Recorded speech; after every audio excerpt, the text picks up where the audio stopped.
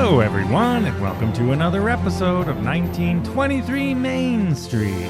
Home of everything to do with Disney travel in style. We are your hosts. I am Mike Bellabraddock.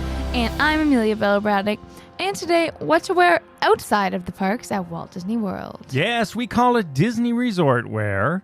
And you know, there's a lot of attention, a lot of blog posts and videos, and we talk about it ourselves with respect to what to wear in the parks at Disney World and what to pack. But what about the rest of the time? I mean, I know everyone always likes to talk about what's there to do outside the parks. You don't need to spend this much time in the parks and this and that. But then they seem to forget that all of that stuff exists and never tell you how to plan for it, because there's lots of different options for what you can do that require different outfits and different stylistic choices. And in some cases, there are even rules. Oh, yeah. This is Disney, after all. Lots of places with dress codes. Yes, with some dress codes to consider. So, unless you're one of those people who pound the parks all day and come home and then go straight to bed, there are a few things to consider for non-park outfits at Walt Disney World. You know, for many guests, it's going to be one and the same. They'll put on one set of clothes in the morning, and then that's what they'll wear all day long, no matter where they go or what they do. And if that's you, this episode is not for you. Yes. And clearly, those people have never been children obsessed with concert movies, because let me tell you, lots of changes are required. If you would like to dress for the occasion, or even if you don't, and you just don't want to wear your sort of sweaty park clothes to dinner, especially if you're having a table service dinner, then there are a few things to consider that come into play for non-park days at Disney World. So let's jump into it. I mean, I would always say, as a rule of thumb, have at least one nice outfit with you, even on a Disney vacation. Yeah, and I don't know. So if you're into style as much as you are in terms of outfits, then yeah, at least one. But even if you're not, if you're someone like me, but I still don't like to wear the same thing necessarily to dinner that I wore in the parks, because it feels sort of gross. But right? I would always say have a nice outfit, even if you're not necessarily into style. You never know what circumstances are going to appear. What if something goes wrong and you need to not be in the bubble for a second and you only have your Disney park t-shirts? And even if you're a guy like me who's not a nice outfit, but I would say a nicer outfit. You wear collared shirts. No, I was going to say a nicer outfit than just a t-shirt. And, because I'll wear different shorts sometimes to the parks because, if it's hot and you're walking around and they're lighter, right? But when you're going out to dinner, especially if it's air conditioned, I mean, that's a whole other consideration. Yeah, and I get it lots, 90% of your outfits are going to be Disney themed and park themed. Obviously, that's why you're here. But if you're going out for dinner,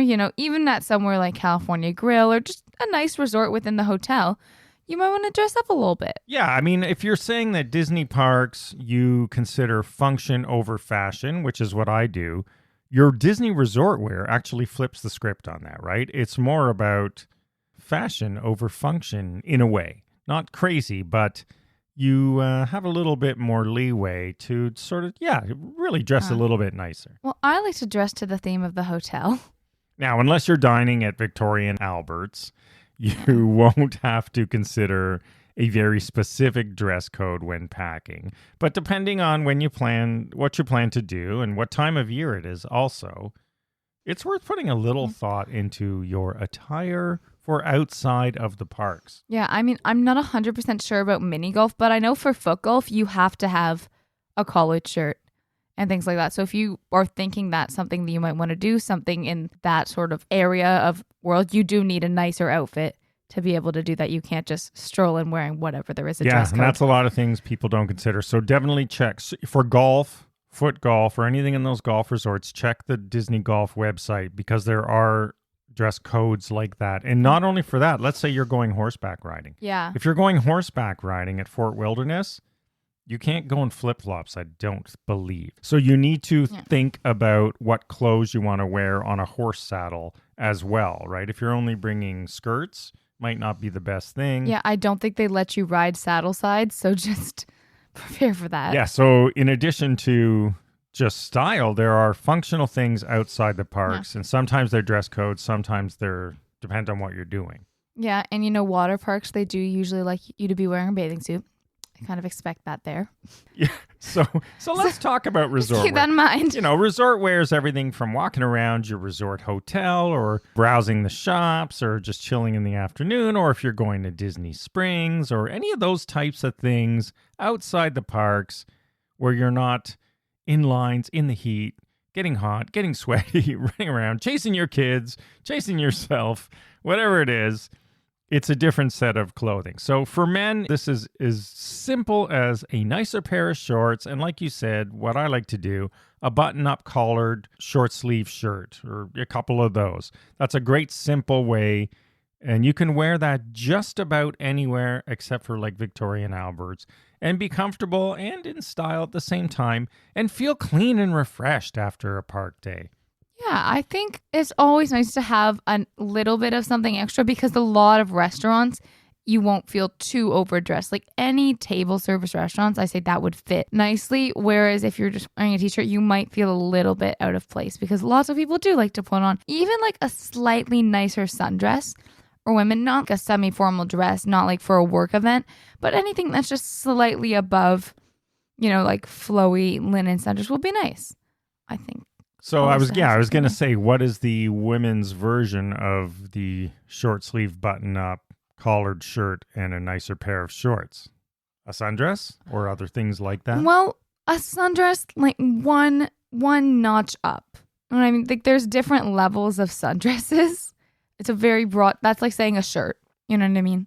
I don't see a lot of sundresses in the parks, actually, with the exception of perhaps Epcot. I was going to say not really in the parks, except if you're at, Royal Table or Monsterful or stuff like that, then people do tend to dress nicer. But even like, a blouse and a skirt, things like that, just nice little pieces that dress it up. Even if you have like a nice pair of shoes and you throw them on, that'll dress up a look.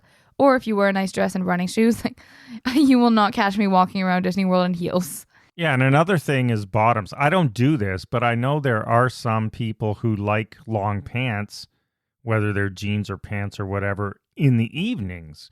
And you can still do that at Walt Disney World and most times of the year, except for maybe July and August when it's super hot and it would be uncomfortable, unless you're inside all the time. Yeah. So that's another thing to consider. The point is when you're packing, the focus is always on the parks, right? But remember, there's a whole other world out there. I'm a dress to theme person for myself. Whenever I'm staying at a resort, I consider that. So if I were to stay at, Beach Club or Yacht Club, it would be more of like a coastal Grand Floridian, maybe a little bit nicer, Polynesian, throw in some Hawaiian prints. I always like to dress on What theme. would you say then for contemporary Bay Lake Tower? Ugh. That's not a theme. I know. That's where everybody trips. But still, that's just modern, right? Personally, I go modern or, no offense, like basic and boring, like plain colors like tan, beige, white. Like that would suit that's very suits the vibe. Plain. Still like nicer if you're going to, California Grill or things like that. But definitely more of a plain, light blues, things like that. Or if you're going on theme, Incredibles, because they've redone it. Yeah, I think I'm outside the camp of liking that. I like the way that they did it. It looks like a modern version of I wish they mixed it up a little bit more like they do in some other hotels and not like Incredibles or bust. That's what it is right now. They could have had a few other ones. I don't know. I'm trying to think of some other modern themed things that might have worked there, but I don't even know why the Incredibles... what is the Incredibles in contemporary? I don't see the link, I guess. Like, the personally. Incredibles is set in the 60s. Yeah. It's very hard. Although, personally, I do get that 60s to 80s vibe for the contemporary. If you look at it that way, it does make sense because the contemporary opened in 71, but it was basically designed in the 60s. I was going to say, between the 60s and the 80s is kind of the dress styles that I picture when I picture dressing for the contemporary, even though they there you go. Even though they like to claim it's all, nice and modern. Well, it's I don't contemporary, really see... and contemporary in terms of sleek lines and all that stuff. Which it has aged well, I have to say. It still looks sort of retro contemporary. It's just like a nice version of Pop Century. People just don't like it because it's not overly themed, but that's okay. Not everything has to be so immersively themed. Well, now Disney loves to pump their characters everywhere. So if you have a little one that likes to dress up, if you're staying at the Poly, maybe go more Moana. If you're staying at the Contempt, maybe they want to be violet, just things like that to consider. The different resorts that are now theming very character-wise, or, you know, the Grand with Mary Poppins and everything. If you want to dress up as your resort's character, I think that'd be really cute. So I think to sum it all up, the point here really is, while the focus is so often entirely on packing for the parks, there truly is a whole other world out there. And whether it's everything we've been discussing, your sort of hotel, or whether it's what you want to be comfortable in at night, or whether it's feeling good and refreshed because you're not wearing the same clothes you wore all day, whatever suits you and your style, think of bringing clothes that are not the clothes you're going to wear in the parks, but the clothes you're going to wear outside of the parks. It could also be sports activities, everything we've talked about. And you'll be happier for it. I think it just, you know, a change of clothes feels good. It just sort of wash away the sort of sweaty, stressful park day. I always love like having a shower and changing into nice clothes and going out for dinner. I always think it's a bit of a fun time. Even if you don't do it every day, even if you have like one nice-ish dinner on your last night, I still think it's a good time. Yeah, I agree. So there you go. That is Disney resort wear and what you should consider outside the park. So look at your calendar in a whole new way and then pack accordingly. Doesn't mean you have to overpack. It just means you pack smarter. I always overpack. Don't come to me for advice on how to not overpack. I am not your person. All right, everyone. That is it for this week. Thank you as always for listening. Follow along on social media at 1923 Main Street. We'll see you again next week and have a magical day. Bye-bye.